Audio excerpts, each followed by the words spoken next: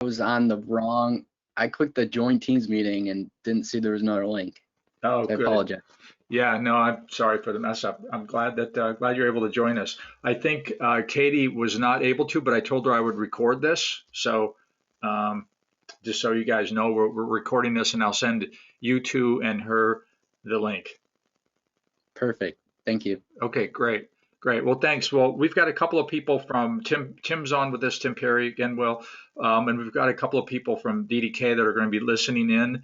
Turi is ultimately going to be the key contact for UHM agents that would be having any questions around the portal or around ordering or getting started or anything. And Ryan is on. He actually is the one who would be building out the portal and is responsible for the ones I'm going to show you today. Awesome.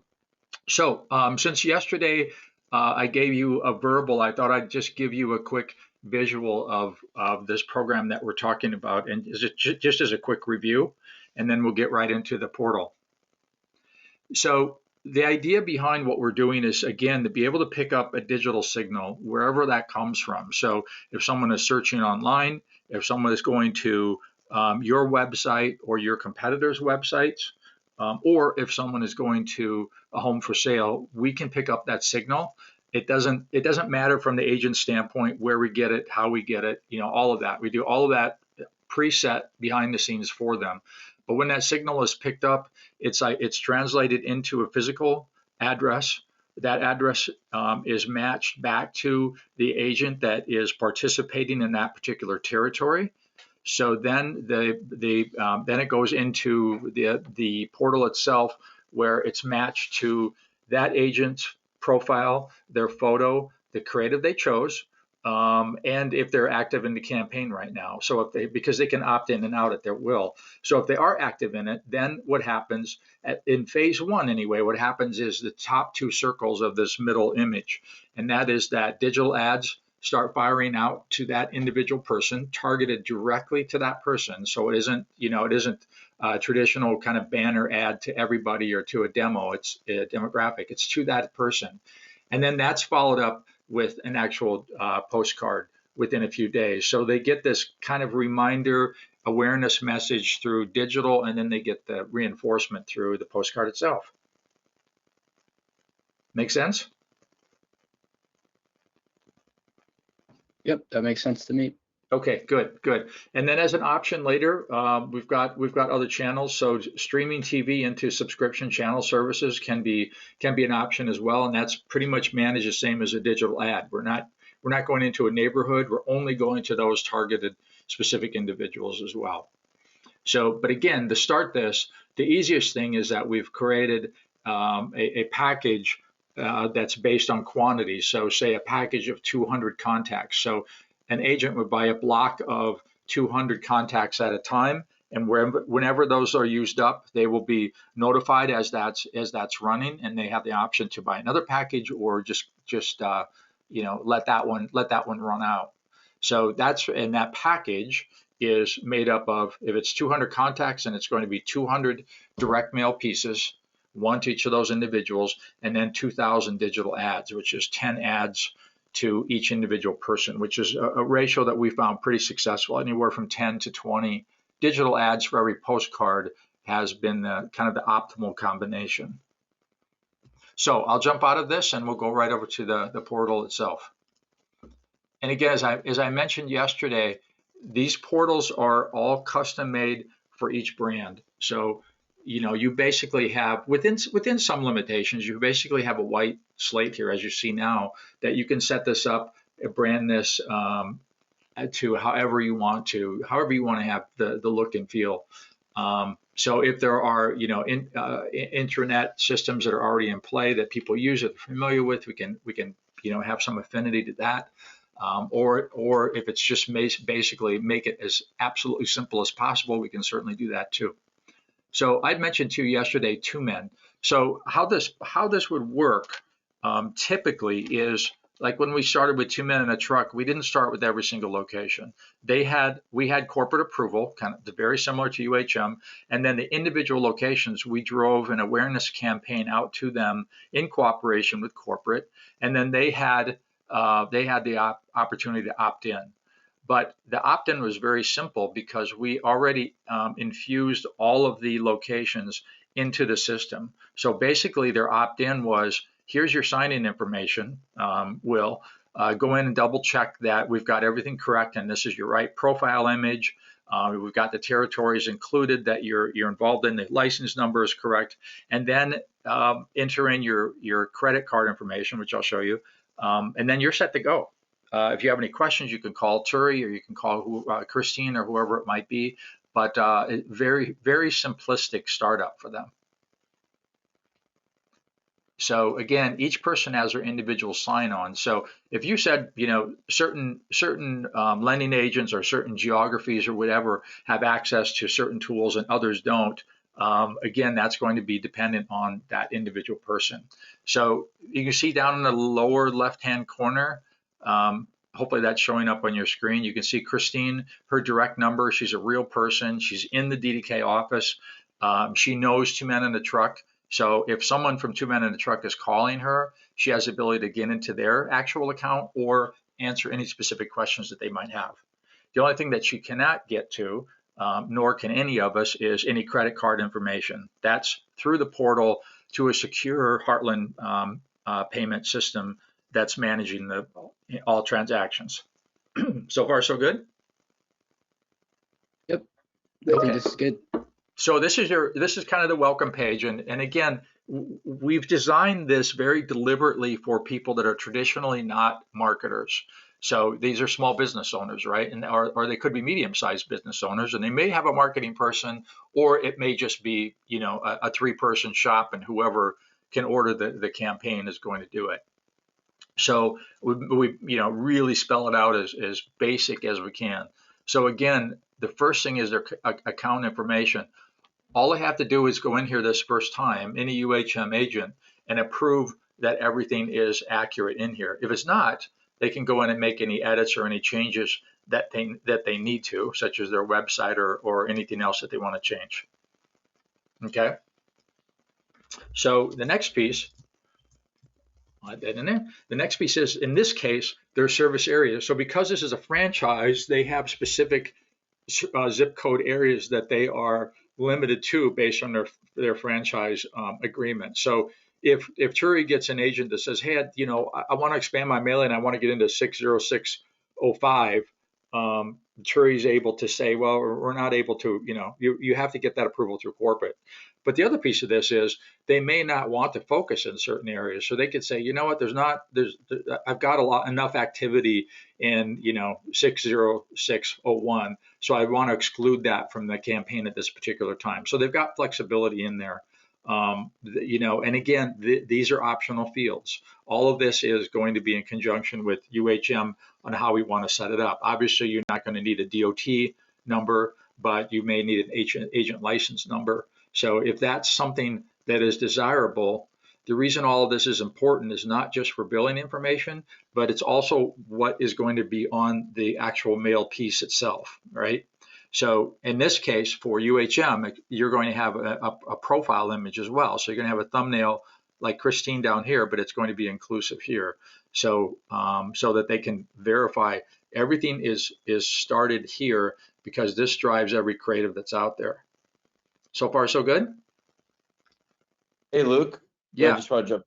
So on the form that we sent out to everybody, the fill out form that was on the call last week, we requested their NMLS number and their state licensing number. So Okay. They provided that to us to include in here. So that will be on the portal too, and as well as the zip codes, and it'll also have counties, not just zip codes too. So for the service areas. Okay, great. All right. I did have a question. I'm sorry. So on a lot of our marketing materials, there's some legal information we need to include. Usually it's like our corporate address, the equal housing lender logo, and then just based on locations, there are like state specific disclaimers that are needed. Can that information be added as well? Yes.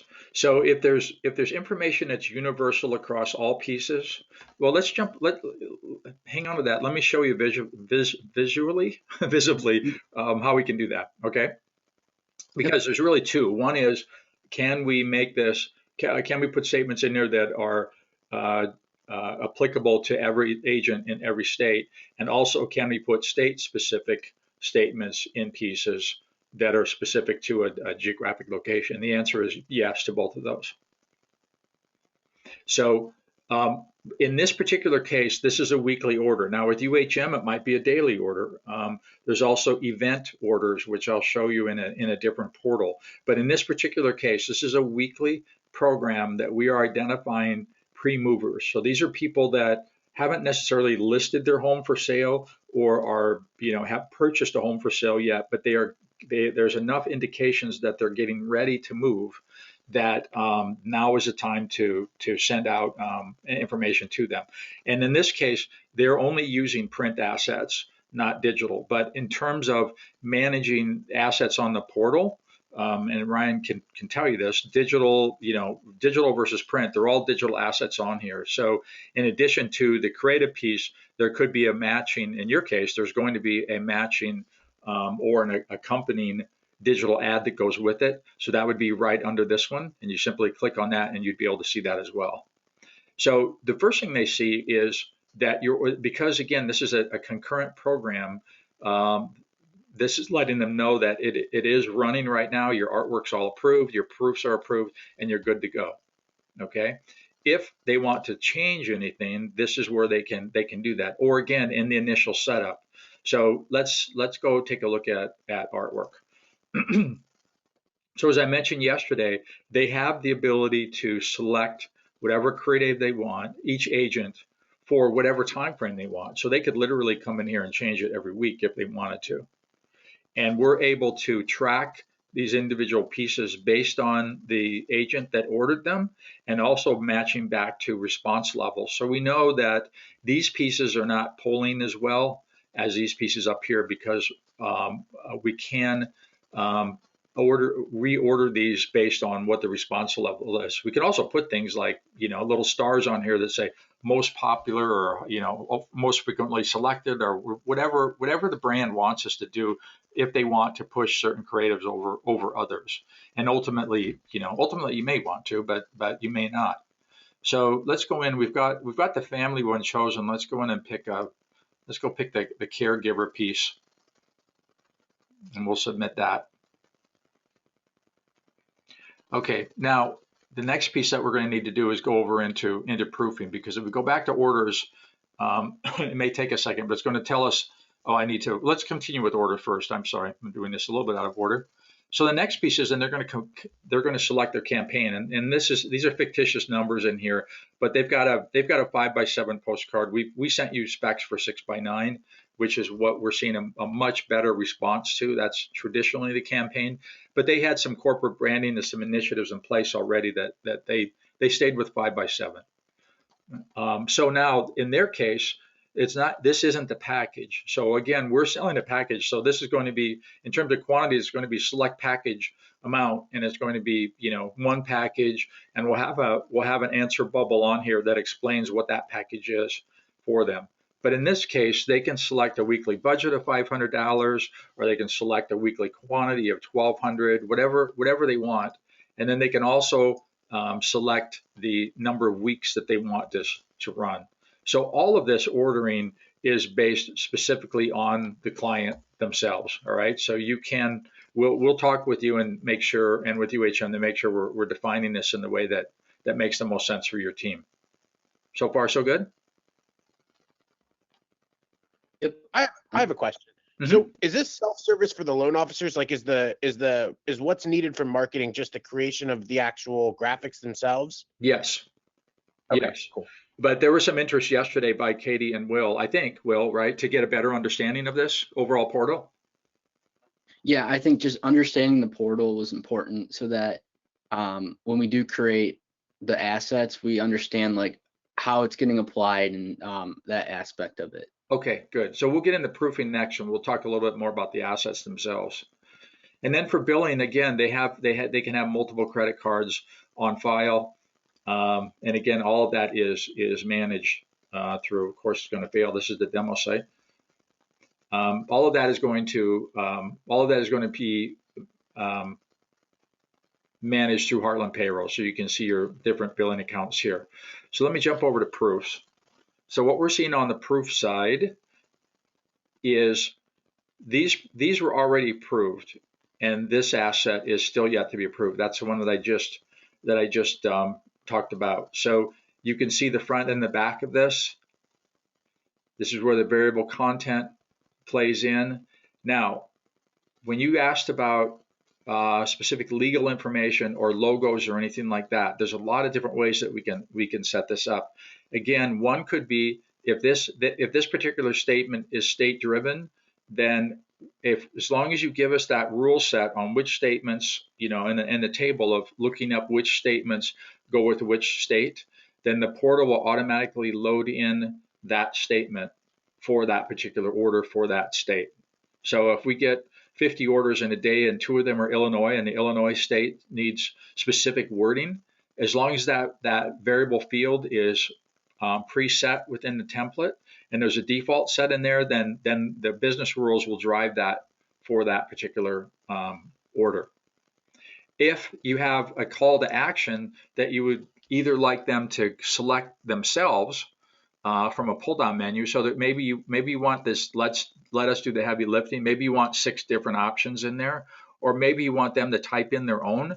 All of that can be variable as well. So you can give them as much flexibility or as little as you want. So we've got multiple variable fields, right? Just a quick review. You've got the variable fields that are driven by the data, these down here. You've got variable fields that could be driven by a rules base, such as state regulated verbiage. And then you've got variable fields that can be driven by the individual order in it based on pull down. And all of that is up to you guys and how you'd like to have that done. Does that make sense? Yeah, I had a question. So are you able to customize kind of where that contact information goes on the postcard? So are we, or is an individual user? Sorry, can you repeat that? Did you mean would I be able to if I was a user signing in, or can we manage that within the portal? Like in the portal, so when we create the design and upload it, is that information kind of set on where it lives on the backside of the postcard? Yes, but let's say that you want this particular creative that we were just looking at, but you want the certain fields to be different. Then rather than moving them, that would be a separate creative. So you would have the same looking one here with those fields moving. So okay. Within a fixed template, you can vary that content. But if you want to vary the position, that becomes another creative asset or an entire creative piece. Okay, yeah, that makes sense. Ryan, did I describe that accurately? You did, yeah. Okay, good. And that makes sense, Will?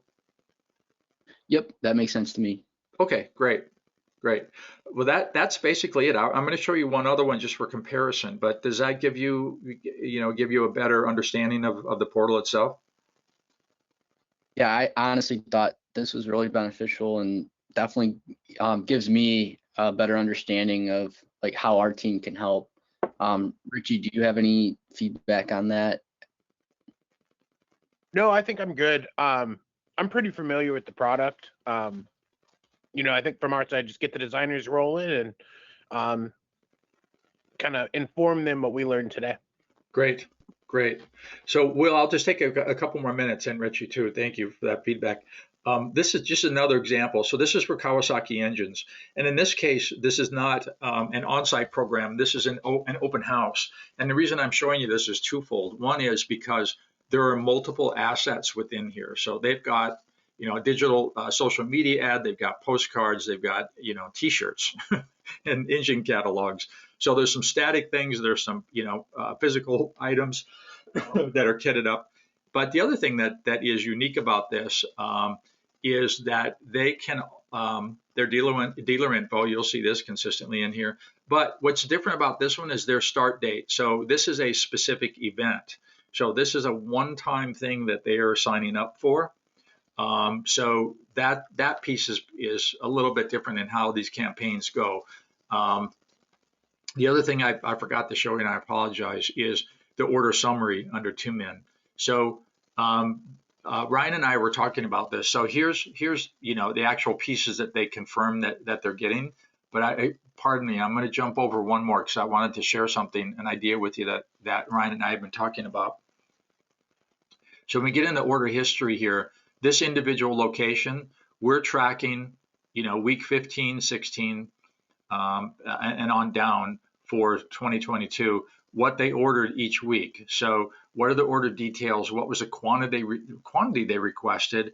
And then also what was the actual artwork that they requested? Now, what we were thinking about for UHM, and I'm kind of looking for Richie's input on this also, is in addition to this, just when they get to their main sign-in page, it would also say, hey, Richie, welcome. Just want to let you know, out of your package, as of yesterday, we found 80 people yesterday, and you've got 220 left in your contacts to do.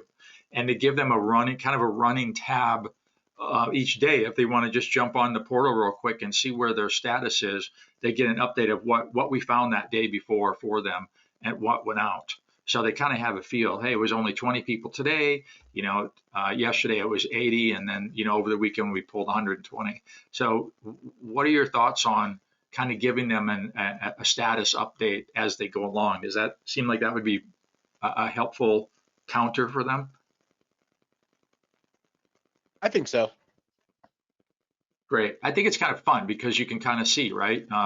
We get Ryan pushes out daily reports for my clients, and I kind of like to see what's going on. So if something does really drop down or increase, and you're getting a lot of responses, which we're planning on, then you've got that. Then first of all, your program isn't going to just expire. About when it's ready to run out, and we're not bugging you directly, right? You can go in and take a look. So we feel it's going to be really an informative addition to the portal. Any other thoughts or questions? I'm good on my end. Richie, Tim, do you guys have any questions? I'm good as well, I think. Okay, great. Well, thanks for your feedback. That was really helpful. I did send the templates over to Katie this morning. I apologize, Will. I don't know. Did I copy you on those? If not, I'll forward that to you. I don't think so, but I can reach out to Katie and get those sent over. Okay. All right. I'll get this communication figured out here. Sorry. But Katie does have it. Can I make a fast comment? Hello. Hi. Please. Now that I found out how to get you off mute. So thanks everybody for your attention. I am a happy employee of UHM, and I'm dying to have a new and better avenue to get clients. And as you guys may or may not know or say publicly, but us loan officers, we just want to make the phone ring. And there's a lot of information here, and if I put my loan officer hat on, I'm like, I don't have the time or knowledge to really understand how it works, but what I do know is it's going to make my name get in front of people who are out there looking to buy houses, and for that I am totally excited. So I like it, and I'm looking forward to UHM getting it because I think it's going to help all of us get more business in the door. Well said. We're looking forward to it. All right. So if you have any other questions, well, you certainly know how to track me down, I hope, and we'll look forward to seeing your output. If you get a single postcard done, you'd like to have us take a look at it, please shoot that over, and we'll provide any feedback on that before you do too much work. But they're pretty straightforward. Same with the digital ad. If traditionally, again, just to kind of repeat this from your standpoint, Will, the digital ads are generic, meaning we're not personalizing the digital ad to the agent, but we can have multiple digital ads that can rotate, or you could have just one that accompanies the postcard itself. But again, the function of the digital ad is to reinforce the actual the physical piece that they're going to be getting or that they've received. So let me ask a question there, Luke. So when you say not personalize it to the agent, so again, let's say Tim Perry, loan officer, it's not going to be personalized to me? Correct. It's the way that the digital ads work through Ad Exchange is to start with, until we get volume, we have minimums through Ad Exchange. If we have to, let me answer it differently. If we have to variably adjust the digital ads, then we'll figure out a way to do that, but we need to talk about it a little bit further. But I think Will had a comment on that too, Tim. I don't want to cut you off. Yeah, I was just going to mention that if we just need to make sure that all that compliance information is included on anything. So if we're providing those templates, we can make sure that's added to them. Yes, absolutely. And again, the business rules around those. So which is, are they usually state regulated? I guess it depends, because some partners at UHM are licensed in different states. So some states are more lenient than others. So like Illinois has certain disclaimers that Ohio does not. So it's just making sure that depending on which partner is going to be using this, we have the correct disclaimers on there. But is that going to be directed by the individual agent that signs on, or is it directed by the state that it's going into? Both. So, well, and also national. So you have your national registry, which is going to have to go in every single one. That'll apply to all of them. Okay. For example, a loan officer that operates, and I'll just use a couple states that I know are particularly bad, that operates, say, in California, is held to a much stricter standard of what needs to be included from a compliance standpoint versus a loan officer in Ohio or Pennsylvania. Mm-hmm. Same as like New York, New Jersey. Those states require just a lot more disclaiming to be compliant. Okay, so we basically just need, and that makes sense. So we basically just need a lookup table that has the states, in one column, so California, and then the required statements on the right-hand side, right? And then the which pieces those go to, which I'm assuming is going to be every postcard, and then where in that postcard it goes. So as long as we have that, then we'll hardwire that in so that every California piece is guaranteed to get that or those statements that are required for that state. Yeah, and what as well too, just for our compliance team, is prior to anything going live, we'll have to submit it to them, each one off, and then get their explicit approval on each one, which is literally a sign off. They'll pull the piece, print it out, and then just check that both sides of it look compliant. So we may want to integrate that process in with us as well.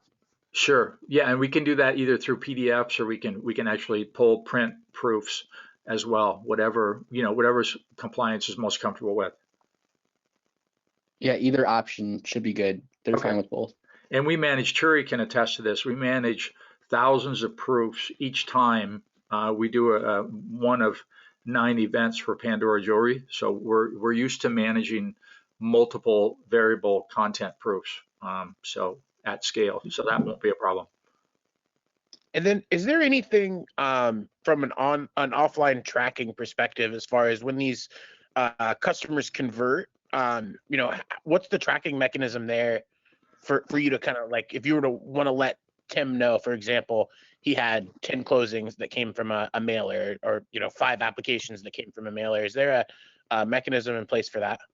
There is, and it's based on the brand and what we're doing and privacy laws. So a couple of different things. So in terms of retail locations, we can get sales data from those individual locations from their point of sale systems, and we can track back and measure response, which we do for Pandora. In the case of a service-based company like 2 Men in a Truck, we submit the information to two men in a truck. They do their own internal analysis based on orders, and then they provide us with that feedback.